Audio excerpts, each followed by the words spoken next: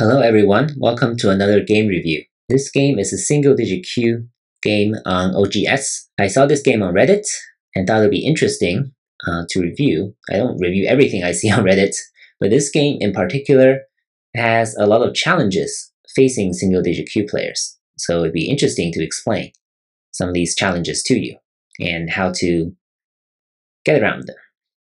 So White chooses this Joseki, pretty solid. It's a kick Joseki from the 3-4 point, secures the corner, unlike the kick from the start point. But the downside for White is that number 8 right here is on the third line. And number 9 is a little problematic. Usually we would recommend playing the 3-space extension instead of the 2-space extension. But of course, if you prefer a more solid shape, it's totally fine. It's just that when White approaches with number 10, if it's something like this, right, Black has this cutting point to protect. And if Black plays something like this shape is a little over concentrated, right? Compare this to this. This way, Black is definitely in a much better position, right? But number 9 is okay. And number 10 is a 3-3 invasion. So this is the Joseki. If you don't already know this is the sequence. It's a good Joseki to know. And I'll eventually cover this here on my channel. Of course, there are plenty of other tutorials out there that cover some 3-3 Josekis. 22 approach, good. 23, 1-space pincer, kind of contesting the right side. So here, if I were White, I would just jump out and I would force Black to choose between number 1 and number 23. Right? If it takes care of the corner, then I will pincer number 23, putting some pressure on this stone. Or maybe at this point, Black can take Sente and play elsewhere, right? Because 23 is not that important to save. You can sacrifice it and still has Aji that you can use. So this is playable for both sides. And if Black is nervous about 23 getting pincer, and now White can play something like this. So see, very similar pattern here on the lower left in just a minute. So this is also playable for both sides. And this is better than playing the 3-3 point for White, because the Joseki, this is the Joseki, which the real game doesn't cover here. The problem with this shape is that White is very low. So White has this 1-space jump on the upper left, and again, the same pattern on the upper right. And the problem with this pattern is that White is very low and is only surrounding the upper side territory in kind of a 2-dimensional manner, right? You want your potential to be a moyo, to be a 3-dimensional model for your territory instead of a 2-dimensional model. So this way, White is very low, right? When you see this type of situation, you'll have to prefer Black in this situation, right? So even though you're occupying the corner territories, it's not enough to win. So that's why it's important to kind of avoid this type of pattern. And in the game, White plays something arguably worse, right? White play here, it's not the Joseki, because it gives Black another option, which is right here, this bending move. Now White will have to take care of this cutting point. And after these exchanges, Black can play this attachment that will essentially press White down and enclose White to this corner. So this is not okay for White, because White is not gaining a whole lot of territory, and it's all on the second line, mostly on the second line. And Black has a pretty strong wall on the outside. So this is definitely not okay for White. So we can call this kind of a missed opportunity for Black here. Black plays this Hane instead, forcing White to connect. This is also okay, right? Because this will just kind of go back to the Joseki that we just saw. So 29, according to the player, is a misclick. Should have been here, right? And the misclick potentially could have been costly, but White never capitalized on this. So sometime down the line, White can start a fight this way. But of course, White needs to take care of the corner first with number 30. 31 is a good move, right? Kind of keeping White down. And 32 is a very problematic move. It's a challenge facing a lot of Q players. is that, of course, you're trying to connect. You know that white needs to do something here, right? Otherwise, black can cut it off very easily. But the challenge here is to do the connection in a more efficient manner, right? And that has to be right here or here. It has to move out rather than play on the inside this way. It's very inefficient, very slow. And black essentially has enclosed white this way, right? This is definitely not okay for white to have two stones here on the second line, on the inside. But again, white still has this move. And this is potentially pretty sharp. So black kind of play here, at least securing this group on the right side. But if I were white, I would still start this fight and see what happens. I think probably a good fight for white to play with something like this. This group on the right is still not entirely settled, so white can still potentially attack it.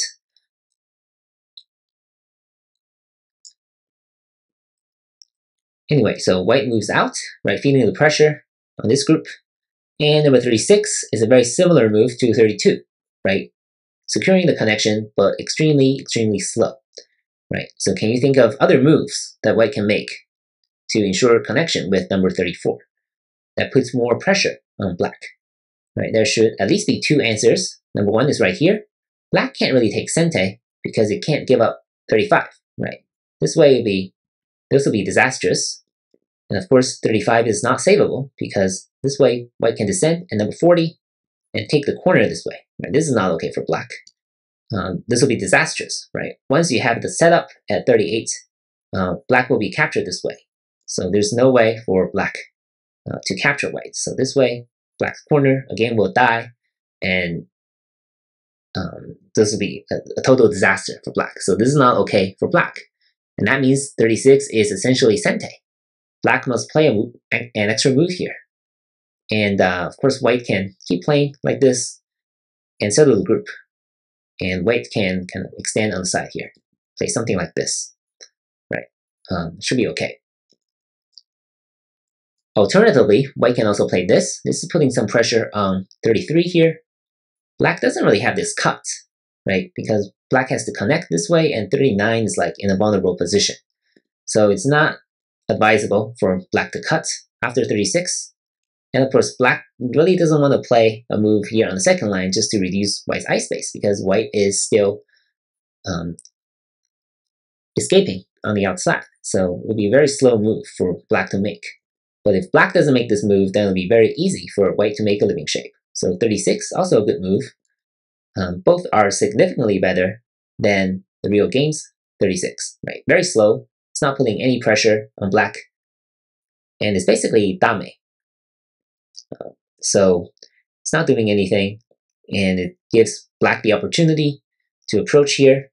And again, the idea is very similar. Black jumps. It's really asking whether white wants to save or reinforce the corner or to play on the lower side. So white answers, it wants the lower side. And now usually, again, the josei key, if it's a josei key at all, it has to be this one space double approach, right? It's a double approach, 41 and 37.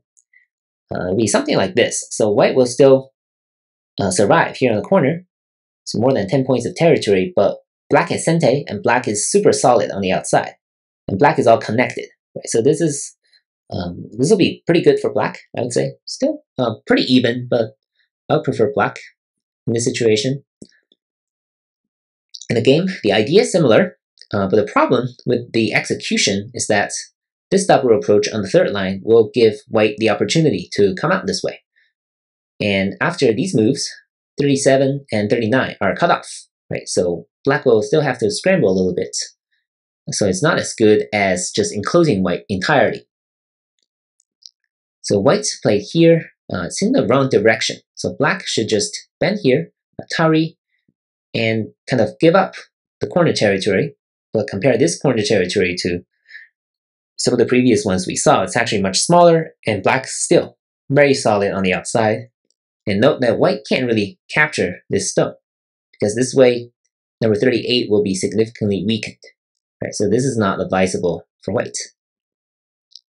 So it's kind of a missed opportunity, right? Usually you would consider like standing down here, right? Because this will really leave the corner vulnerable. But again, white will have this move, so a pretty sharp move, kind of cuts black off, right? So that's why black should play this bend and Atari and enclose white. Instead, black played this without playing anything on the second line, and it's potentially problematic, right? Compare this to the previous pattern. This is much better for white. Why? Because black can no longer put any pressure on these two stones. White is all connected and already alive. And white also has the corner territory. There's just no way for black to occupy the corner. So the corner is still white's, and white is all connected. So it actually makes a huge difference, except that in a real game, white again secures the corner this way, which doesn't really need securing. And again, the pressure is on these two stones, so number 50, an extra extension here. Now this becomes a life and death problem for black in a real game. So if you've been doing these life and death problems, you should know that clamping here is always a good move. Rather than playing here, this is what happened in the real game. It's a ko that black eventually lost. Almost turned into a disaster for black, I would say. But usually it's this clamp. So white cannot just allow black to connect, obviously. And also, this counter clamp doesn't work because white is very short on liberties, and 57 is the killer move, right? This should be pretty basic, double-digit Q type of problem.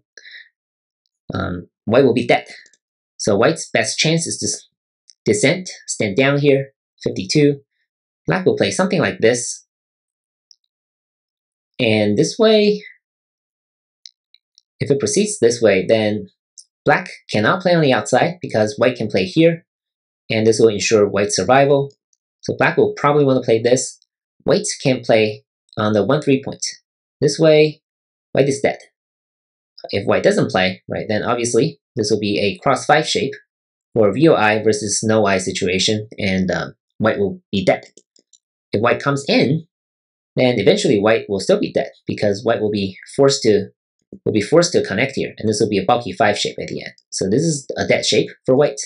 So number 60 on the 1-3 point is not okay. So this is white's only hope.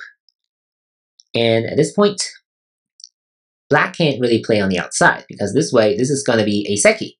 It's going to be a 6 space I. Of course, white cannot play on the inside.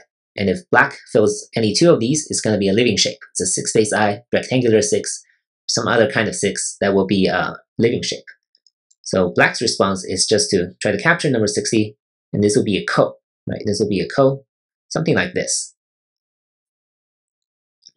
So this ko obviously is much better than the ko in the real game, where black started this ko, found this ko threat, but after 58 kind of finished the ko, black found out that it actually has this cutting point on the outside and decides to take care of that.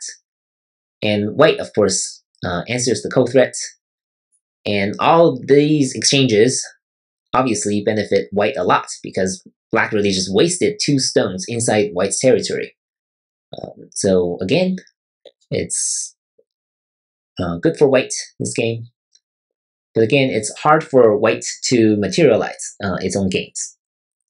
So 61 is okay, but the problem is that 63 really gave away the sente. I think that's my problem with 63. If I were black, I would play something on the left side here, and I wouldn't really be afraid of white getting territory here on the 4th line if black can connect here, right, this way. But of course, again, this misclick is really costing black, right? There's going to be all kinds of trouble here. Not great. But this should be black's idea, to kind of connect from the left to the right and build a new wall here.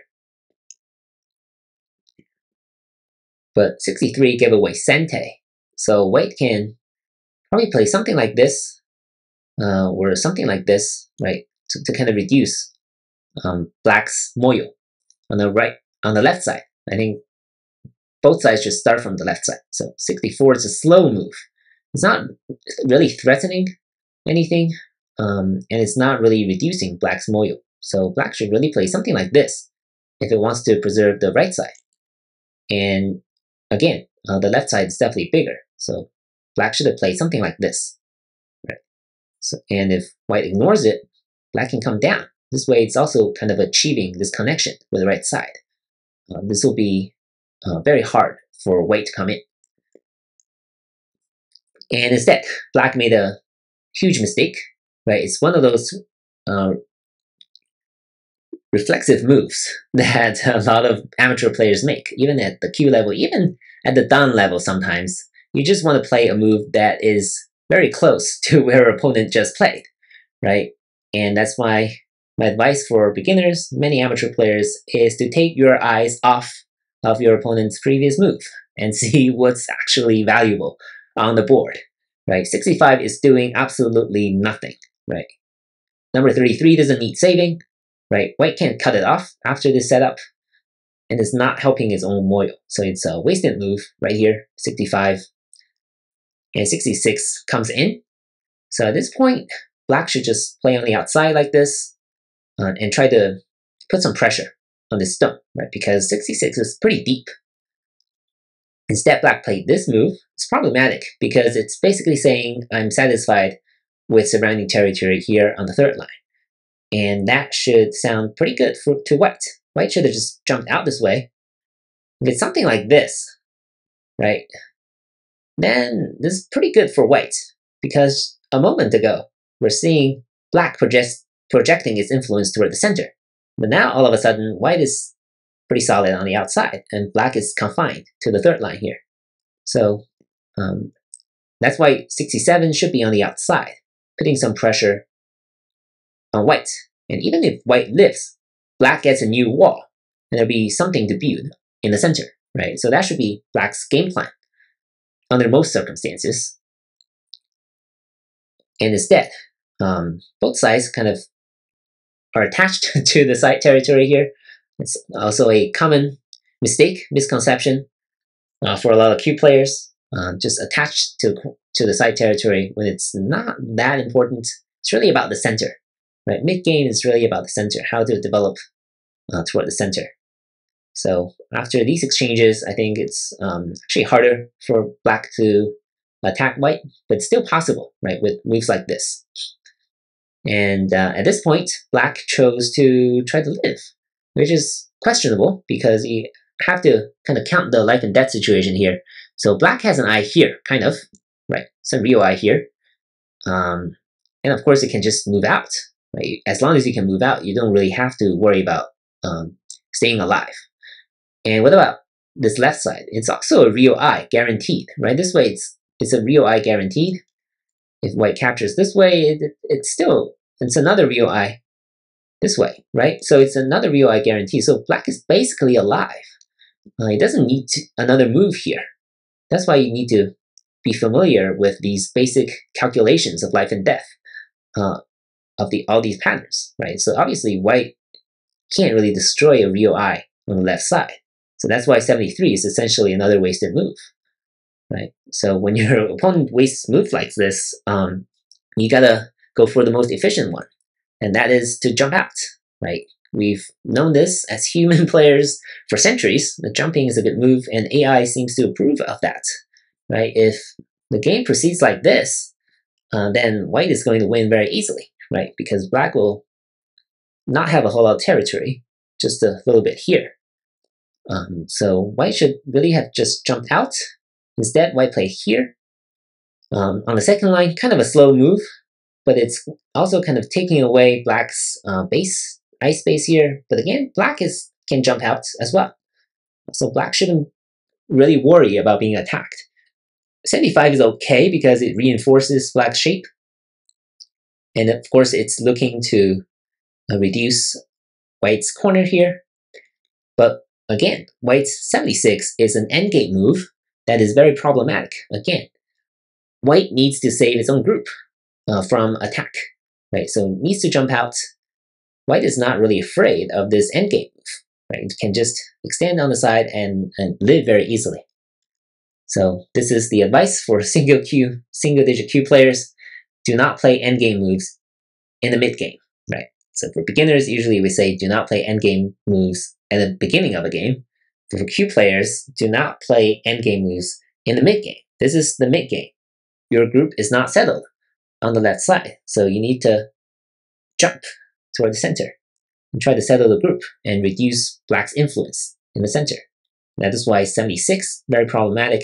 77 is a good move, right? Kind of threatens to cut off 74 now that White has spent a move here, it needs to connect.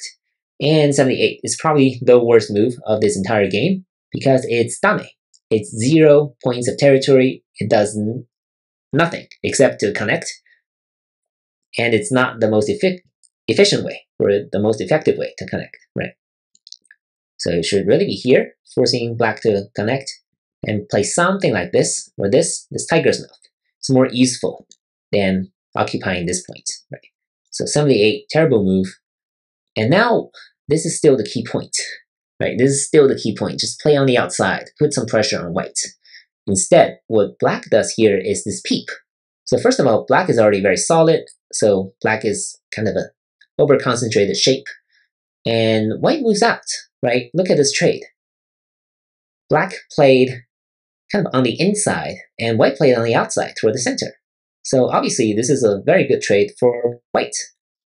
So as you can see, this game really swings back and forth. Both sides making mistakes. Let's say single-digit Q level mistakes that we can all learn from, right?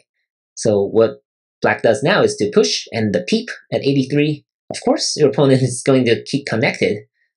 And as I mentioned in some of the problems I explain here on my channel, is that you should save the pushing moves because you might need an extra liberty sometime down the line. And it's always Black's kind of right to push here, right? That's why Black should save it. You should play something like this instead, right? This way, it's still effective, this peep. It still kind of reduces White's ice space. But pushing here is usually something you should hold off for a little longer. But it's not that big of a problem. The problem, I think, the biggest problem is 79, right? In exchange with number 80. White has really moved out. After number 80, it's actually really hard for Black to contain White. And White's idea should just to connect either with the lower side or with the right side. So Black plays these two exchanges to kind of prevent White from connecting, which is a good idea. But if you play 89 now, right, with number 80 set up, it's very easy for White to jump out. And White should probably just connect here. I think it should be fine. It'll be very hard for Black to kill White. So there'll be a cutting point, still playable for White. White should just play this tiger's mouth, take care of this cutting point, threaten to connect underneath here, or just push all the way through like this. This way, it's still, I would say it's still pretty good for White in this situation, if White can come in this way, right?